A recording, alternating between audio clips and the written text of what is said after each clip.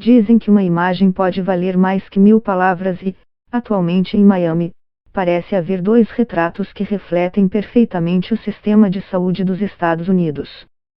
De um lado, filas de veículos no estacionamento de um estádio em busca de um teste para o coronavírus, de outro, uma ilha exclusiva onde mora a elite com uma clínica privada aberta somente para fazer testes rápidos para a Covid-19 e em todos os seus residentes e funcionários, que são mais de pessoas. Há muitos detalhes que não são visíveis nessas imagens, como o fato de que os testes são diferentes nos 2 lugares e cumprem diferentes funções. Mas ambas evidenciam a profunda desigualdade de acesso à saúde no país. No meio de uma pandemia como a do coronavírus, essa diferença pode determinar a diferença entre quem vive e quem morre. Não é de se estranhar, portanto, que tais fotografias venham sendo alvo de polêmica.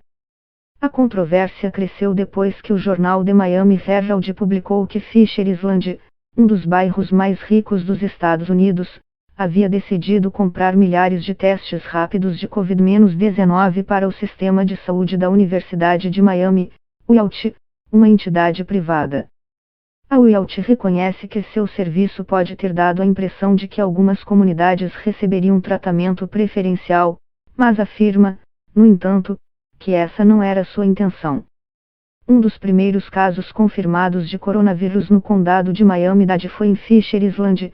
Mais da metade da população é maior de 60 anos e muitos moradores estavam voltando do Nordeste, a zona mais atingida pela Covid-19, destaca a porta-voz Lisa Vorley em um breve comunicado. O centro universitário tem colaborado com agências governamentais e de saúde pública e realizou uma iniciativa para testar anticorpos contra a Covid-19 em pessoas aleatórias na Flórida, informou a imprensa local. Apesar disso, as notícias sobre Fisher Island rapidamente geraram uma onda de frustração e raiva, em razão da escassez de equipamentos e o acesso limitado a testes para o restante da população. Os americanos e, em parte, o resto do mundo, estão escandalizados ao descobrir que muita gente abastada pode usar seus recursos para conseguir vantagens quando tem uma necessidade médica, incluindo em uma epidemia, mas isso tem sido assim desde sempre. É algo que os americanos parecem tolerar, aponta Arthur Kaplan, diretor de ética médica da Universidade de Nova York. Os Estados Unidos nunca reconheceram o direito à saúde. Muitos americanos obtiveram sua cobertura de saúde por meio do trabalho, o que significa que, eticamente, têm de conquistá-la. E se deixam de trabalhar, a perdem. O sistema de saúde americano funciona em sua maioria à base de seguros privados, mas milhões de pessoas não os possuem, ou têm coberturas insuficientes. Quando não há um sistema que atenda a todas as pessoas, então existe um menor sentido ético de responsabilidade comunitária, pondera o especialista.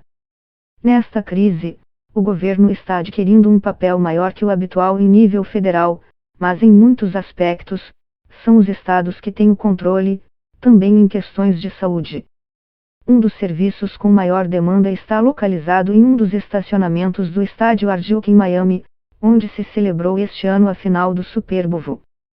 Ali, as equipes médicas realizam diariamente os chamados testes PCR, que constatam se uma pessoa tem Covid-19 por meio de uma amostra recolhida do nariz ou garganta analisada em laboratório. Esse atendimento é diferente do que é realizado na Fisher Island, onde um exame de sangue rápido pode somente determinar se uma pessoa já teve a doença, mas não se está infectada. Dada a quantidade de pessoas que correram para o estacionamento no Hard Rock, o pessoal da saúde teve que colocar o sinal de fechado pouco depois de abrir as portas por vários dias na semana passada. O caso de Fisher Island, no entanto, não é o único a evidenciar as desigualdades nessa crise de saúde, em que os Estados Unidos são a nação mais afetada em número de mortos e infectados, segundo os dados oficiais. A imprensa americana noticiou, por exemplo, o caso de uma multinacional biomédica no Colorado que decidiu comprar testes rápidos para anticorpos Covid-19 para todo um condado, onde moram cerca de pessoas, incluindo 2 de seus executivos durante uma parte do ano. Também ganhou fama o caso de uma comunidade de alta renda em Westport, Connecticut, que tentou o acesso a testes privados, e cita os serviços dos chamados médicos concierge, que estão oferecendo testes em domicílio. David Nazarian é um desses profissionais. Ele tem uma clínica no luxuoso bairro de Beverly Hills, em Los Angeles. O médico observou um aumento persistente no número de consultas desde o princípio da epidemia e montou um centro de testes para atender no sistema drive-thru.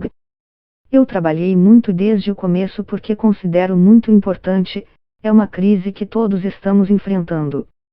Pobres e ricos. Não é sobre isso. É sobre o que todos podemos fazer para controlar esse vírus. Se não o fizermos, não pararemos as infecções e não conseguiremos levar as pessoas a retomarem suas vidas. Essa é a pergunta mais importante, porque todos sofreram, acredita ele. Sua clientela se compõe basicamente por famílias ou indivíduos do mundo do entretenimento ou altos executivos, mas o profissional assegura que seus serviços estão disponíveis a todos, por um preço que ele prefere não revelar. A equipe do médico realizou testes PCR ou de anticorpos em casa ou em sua clínica móvel, assim como para as empresas, com os materiais que puderam comprar e um pouco de criatividade diante da escassez de recursos, criando alguns materiais. Não há nenhuma dúvida que existem desigualdades e, infelizmente, sempre foi assim, gostaria que não fosse. Todos deveriam ter acesso a uma boa saúde. Todo o mundo deveria poder fazer o teste, diz. Em sua opinião, o governo deveria estar fazendo mais. É lamentável que vivamos nos Estados Unidos e estejamos ficando para trás na capacidade de testes em relação a outros países. Após os problemas com os testes no início da pandemia, os EUA agora estão realizando cerca de testes diários. Mas, na opinião dos maiores especialistas da área, o número deveria ser muito maior, entre 5 milhões e 22 milhões por dia. Este país é um estado falido, lamentava um enfermeiro anestesista de um hospital de Nova York no começo do mês, revelando um dos momentos mais trágicos de sua carreira. Quem vai pagar por isso? Lhe perguntou o paciente com visível dificuldade para respirar e falar, momentos antes de ligar para a esposa, pois muitos doentes nunca se recuperam depois de entubados, contou o profissional.